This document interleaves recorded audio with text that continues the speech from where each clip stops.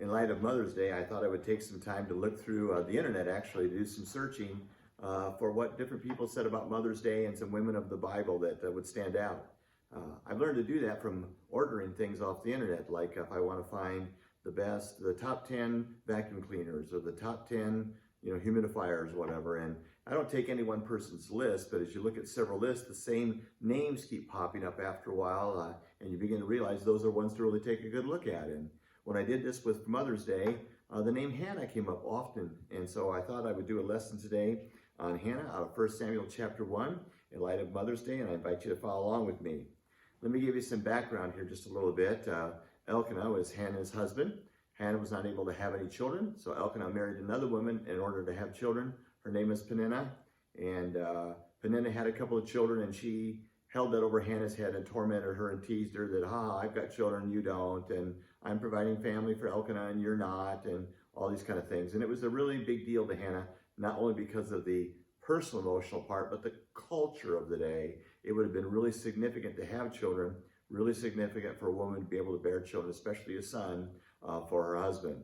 And Elkanah was, as a male Israelite, went 3 times a year to the tabernacle in a place called Shiloh, and he would go and worship there as required for all Jewish males. And Hannah often went with him. We pick up the story in verse 9, where Hannah has gone with Elkanah to her husband Elkanah to Shiloh to do his duty as an Israelite, to do his vows, and to do what sacrifice he needed to do at the tabernacle there. So let's begin picking up at about verse 9 this morning. Once, when they had finished eating and drinking in Shiloh, Hannah stood up. Now Eli the priest was sitting on his chair by the doorpost of the Lord's house. In her deep anguish, Hannah prayed to the Lord, weeping bitterly.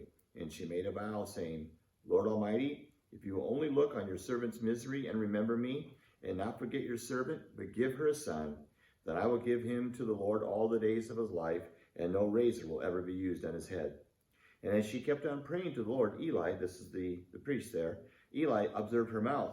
Hannah was praying in her heart, and her lips were moving, but her voice was not heard. And Eli thought she was drunk. And he said to her, How long are you going to stay drunk? Put away your wine. Not so, my lord, Hannah replied. I am a woman who is deeply troubled. I have not been drinking wine or beer. I was pouring out my soul to the Lord. Do not take your servant as a wicked woman, for I have been praying out here out of great anguish and grief. So Eli answered, Go in peace, and may the God of Israel grant you what you have asked of him. She said, May your servant find favor in your eyes. And then she went away and ate something, and her face was no longer downcast. And early the next morning they arose and worshipped before the Lord, and then went back to their home in Ramah. Elkanah made love to his wife Hannah, and the Lord remembered her. So in the course of time Hannah became pregnant and gave birth to a son. She named him Samuel, saying, Because I asked the Lord for him. When her husband Elkanah went up with all his family to offer the annual sacrifice to the Lord and to fulfill his vow, Hannah did not go. She said to her husband, After the boy is weaned, I will take him and present him before the Lord, and he will live there always. Do what seems best to you, her husband Elkanah told her. Stay here until you have weaned him. Only may the Lord make good his word. Actually, some of our older transcripts actually say, May the Lord make good your word, which makes more sense. So the woman stayed at home and nursed her son until she weaned him. And after he was weaned, she took the boy with her, young as he was, and along with a 3-year-old bull, an ephah of flour, a skin of wine, and brought him to the house of the Lord at Shiloh. When the bull had been sacrificed, they brought the boy to Eli the priest, and she said to him, Pardon me, my lord, as surely as you live, I am the woman who stood here beside you praying to the Lord. I prayed for this child, and the Lord has granted me what I asked of him. So now I give him to the Lord. For his whole life he will be given over to the Lord, and he worshiped the Lord there. And as you read on, you read more about the story of Samuel there in 1 Samuel chapter 1 and the following chapters there. There's some reasons why I think Hannah's name came to the top. Why it is that she was picked by a lot of pastors and authors as an example of a godly mom. And it's not exhaustive. It doesn't cover all the things about being that kind of a person. But it does give us some insight into what it really means to be a really good mother. And it's not about what kind of baking you do or how well you dress your children or how well you send your kids to the doctor. And all those things are important, of course. But to be a real mother of God, there are certain characteristics that Hannah displayed. And as I said, it's not exhaustive. It's not all of them. But it's some of them that we should take to heart today. First of all, Hannah was a mom who understood the value of worship. She took these trips to the central sanctuary in verse 3, and she was not really required to do so. The males were required to do so, but the females weren't. She could have stayed home, and maybe Elkanah wanted to go along, but obviously she had some rights to say no, because later on, when Samuel was just this little boy, she says to her husband, no, I don't want to go. I want to stay here with Samuel until he's weaned and then go to the temple. And her husband said, okay, that's fine. Just make sure you keep your vow that you made to the Lord. So she had some rights and privileges to go, and so she's choosing to go to worship the Lord. I was one of those fortunate people that grew up in a family that really focused on worshiping the Lord. We didn't talk about if we were going to church. We always talked about what time does it start. In fact, one of the great disappointments of my early childhood was that my sister and I, my older sister Debbie and I, we didn't get to watch The Wizard of Oz. We had heard about The Wizard of Oz, but we had never actually seen The Wizard of Oz because The Wizard of Oz was always played on Sunday nights. And Sunday nights came along, and at 7 o'clock, you were at the church for the evening service because my family really believed in worshiping the Lord. And my mom was like that. She focused on that. It's not because it's legalistic. It wasn't like you got to have this certain church attendance to go to heaven, or to be a Christian, you got to have, 99%, Sunday evening service attendance or something like that. It was that she really wanted to worship God, and she really wanted to learn about him. Just a little tag along that story. I do remember the time my sister and I both pretended to be sick at the same time so we could stay home and watch The Wizard of Oz. And of course, that was a life-changing event for all of us. But understand what's going on. That here is Hannah, and she's saying, I believe in the importance of worshiping God.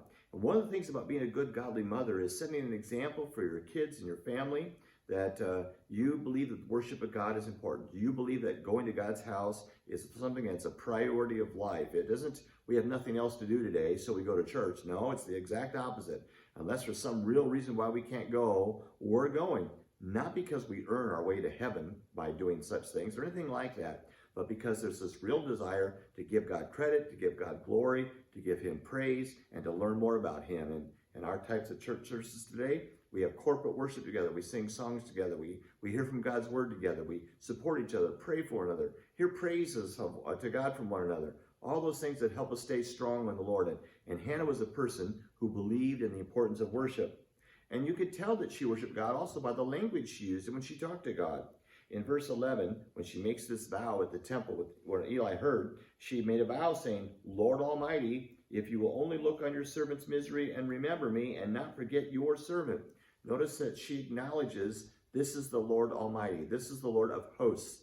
This is the Lord over all things. It's a phrase that means there's no other power greater than you are. You are the Lord over all things. Everything else is lesser types of authorities. She knew God deserved this kind of credit and this kind of title. And she calls herself a servant. She recognized that he's the master and I'm the servant. This was part of her worship of the Lord. And of course, we have the animal sacrifice in verses 24 and 25, where she takes the bull that's been sacrificed and she wants to give honor and glory to the Lord.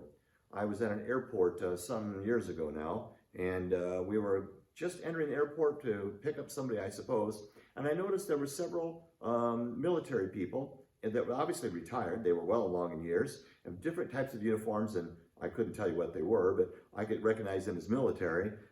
They were sitting down in chairs and stuff, some of them standing along this hallway, and all of a sudden they all stood up attention, and they all saluted, went to a salute formation of some kind. I'm not military guy, I don't know what to call that. And I look, and here are people coming back from the war in Iraq and so on. People coming off a plane, and they were given honor and worship to them. And I thought, man, these guys, they drove a long way to get to this airport. They sacrificed their time and their energy and their afternoon to come give honor and glory to these people that they think are serving our country. And Hannah did that with the Lord. Hannah said, listen, I want to go worship the Lord, and he's the Lord Almighty, and I'm his servant, and I sacrifice this animal in honor of him to give glory and praise to him. He's worthy of worship. One of the good things that a real godly mom can do is have a priority of worship that is exemplified in your everyday living, that your children might realize God is someone to be worshiped. God is someone to be praised. God is someone to give glory to. Worshiping him, meeting in his house is something really valuable. Something else in Hannah's life that we see here in this story is this, that she believed in the power of prayer. She knew who she was praying to, and it's significant. In verse 11, again, this kind of a key verse in this chapter here. If you will only look on your servant's misery and remember me and forget not, but give her a son. She recognizes that she's asking God to look on her, to remember her, and to give her. She knows that God is the source of what is good and right, someone she could rely on for help. He's the one that's in control. I had a real fortunate situation. I ran into a really, really good auto mechanic who would work on my vehicles for me for free. He was a student at the college and been a mechanic for 20-some years. Laura and Gary Griffin, some of you know them as missionaries, perhaps you know them. He was a mechanic for several years before he got saved and got called into mission work, and now he's, I forget what country he's in right now. Honduras, I believe. Yeah, he's in Honduras right now. And Gary was this excellent mechanic, and I knew that I could always go to him for help, and he'd say, oh, you need this, and you need this part, and you know, don't go buy that part, you don't need that, that's too expensive, just get this little thing here, this will fix it, and so on. And I knew he was always looking out for my best interest. He was always trying to fix my car right, but also not have me buy stuff I didn't need, not having the expense of a mechanic. And more than once he came over and said, I'll just fix it for you. Here, give me that set of tools. And he just fixed it for me. And he was just generous to us. And I always knew that I could go to him. And Hannah says, listen, I know I can go to God for help. I know that he'll be generous with his wisdom and generous with his mercy and generous with his love. And when I have a need, I'm going to pray to him. She says, I am a woman who's deeply troubled. I was pouring out my soul to the Lord in verse 15. She knows she can do that. She can trust the Lord with her innermost thoughts. She can trust the Lord with her innermost needs. She can trust the Lord to answer in a way that is good and right and beneficial and has eternal values involved in it. And God is going to be good to her. So Hannah was a person who believed in worshiping God. And she was also a person who believed in prayer, her relationship with God, that God is the great source of all that is good and right that she needs in her life. That'd be great for moms to be people of prayer. People of prayer where our children know that you're a person of prayer. Our children know that you're thankful for food and you pray at meals and you pray to God and ask for needs and you give him praise when he answers them. And your children grow up believing about mom. Mom is a person who knew that God answered prayer. What a great testimony that would be. The last thing on the list this morning that I have is that Hannah was a person of integrity. Remember her vow? The Lord Almighty, if you will only look on your servant's misery and remember me, and not forget your servant, but give her a son, then I will give him to the Lord all the days of his life, and no razor will ever be used on his head. So that was the vow that she made.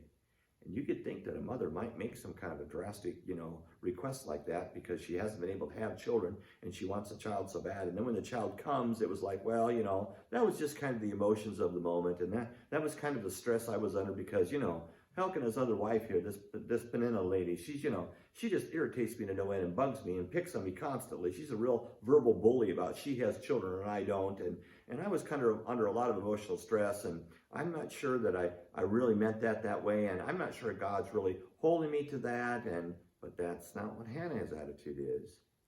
Hannah's attitude is, I made a solemn vow to the Lord.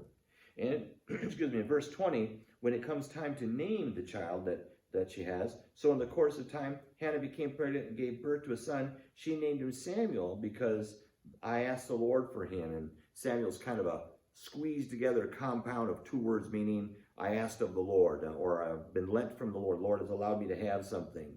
And so she remembers her vow, and she names her son after the one that she promised. And when the big day comes, when Samuel's weaned, and they weaned longer than what we do in our culture, so he'd have been maybe 4 or 5 years old at least at that time, that it was time for him to go. And she goes and she presents him to Eli. What'd she say? Pardon me, my Lord, for as surely as you live, I am the woman who stood here beside you, praying to the Lord. I prayed for this child, and the Lord has granted me what I've asked of him. So now I give him to the Lord. For his whole life he will be given over to him. Hannah made this vow. She made this promise, and she was a person of integrity, a person who keeps her promises. She was one who did what she said she was going to do, and the old phrase, she didn't just talk the talk, she walked it too. She lived it out. She was a person of integrity. And moms who are people of integrity, who keep their word, and they're honest in their business dealings, and they're fair and honest and upright with their children, and they speak the truth even when it's hard, and They stand up for what is right and true. Those are moms that have great examples. There's an old saying that I still think is true, though it sounds a little sexist in today's society, I suppose, but the hand that rocks the cradle rules the world. I really believe in that concept. The sexist part is we assume that that's a woman, but anymore, that could be a dad that rocks the cradle. But this is Mother's Day, so let's just focus there for a minute. The hand that rocks the cradle rules the world. Mothers have this tremendous influence on the development of the values, the priorities, and the behavior, and the conduct, and the personality of their children. In this particular context, as we think about being good spiritual moms, whether you can bake or not, whether you can play soccer or not, whether you can sew or not, or any other stereotypical things that mothers might do. If you can't do any of those things, you can be a spiritual mom. You can be someone who influences your children toward the things of God by your acts of worship and your prayer life and your commitment, your faith and your integrity, and you walk the Christian life, and your children see that in you, and they're watching even when you don't realize it. They also see you when you apologize when you made a mistake, and they see you trying to make things right when you didn't do something that you should have done.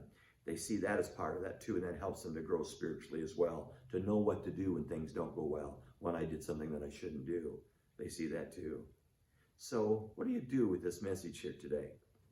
Well, one, if you were fortunate to grow up with a mom who's like this, you ought to take time to call her on the phone and thank her for it. And perhaps she's passed away now and is no longer here in this earthly life, and you want to just stop and say, Lord, thank you for giving me a good, godly mother, imperfect though they all are. It's like all the dads are imperfect too. There's still good things there that God used, and Lord, thank you for a godly mother who taught me right from wrong and showed me how to live the Christian life and was a good example for me and helped me to know what it means to be a follower of Jesus Christ. And we should thank for that. Of course, I've been around a while here, and I know full well that some of you listening to this today, you can't say that. You can't say that your mother was like that. Perhaps you had a mother who didn't even know the Lord. Perhaps you had a mother that was a poor example in things. Perhaps your mother was even abusive, and you didn't have a good relationship. You didn't have the blessing of being in that kind of home. And I suggest to you that what you need to do is turn that over to the Lord and forgive this person and move on and make a decision that that's not kind of the mother that you're going to be. That you choose to be a different kind of mother than the mother that you had if your mother wasn't a good example of this. That's not to berate anybody. It's simply to say this, that we look at our mothers and we realize that this mother was a real godly one and my mother wasn't. I choose to be a godly mother. I choose to be the right kind of influence on my children. There's something else we can learn from this. If you're a young lady, you can decide that you want to grow up and be one. You want to be a person of worship and prayer and faith and obedience and integrity and say, that's the kind of person I want. And guys out there, you should say to yourself, you get to an age when you start looking at ladies for a potential mate as you grow and you date and so on. You should be saying, I want someone with these kind of characteristics. I want to marry someone who has the characteristics of a godly mother that I see in their life now. It's not going to turn on like magic later, most likely. They have in their life now because I know they're going to be a good influence on me. They're also going to be a good influence on children if we have children, and maybe even grandchildren someday. Take the concepts of being a godly mother and put them into your life and live them out. And if you say, boy, Pastor Brad, I'm really not really right there yet, you can be. You can choose to ask the Lord to say, Lord, forgive me for lost time, and I want you to help me. I want you to help me to become the good example I should be in my spiritual life, that my children can copy after my spiritual life and be secure and safe in their relationship with Jesus. There's nothing greater than that a mom can do. Happy Mother's Day to you all. May all of the Lord help all of you to grow and to be godly women and give him praise. Dads, if you're married to one of those people, give a good kiss when you get home today. Let them know how glad you are that they're that kind of woman. May God bless you all. Amen.